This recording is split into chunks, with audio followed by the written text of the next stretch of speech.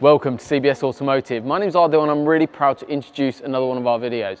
In today's video, I'm walking you around a brand new Range Rover Vogue that we've upgraded with a product called Target Blueye. If you haven't heard of that product before, what it is an emergency service warning device. It tells you where all emergency service vehicles are, marked and unmarked. However, we've done something in a completely different way to everyone else in the industry. If you've seen some of our videos before, you've seen exactly what we've done on other cars. However, this first one to be done on a Range Rover Vogue.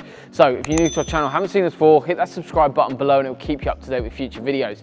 So what we've done with Target Blueye is mounted a custom antenna which is bespoke to us, called a T30 antenna in the front grille, then which is completely hidden away, and then what we've done is run a physical cable into the vehicle all safely and to the highest installation standards, going into a little control box, and that's basically the brain of the system that's completely hidden away. And what the key thing that this system is, we haven't got the standard display mounted on the dashboard. Obviously we do that system and by all means it's a brilliant solution. However, this customer wanted to go one step further. He wanted to go custom, and that's exactly why he's chosen us and traveled around about 4 hours over to us to have the work carried out.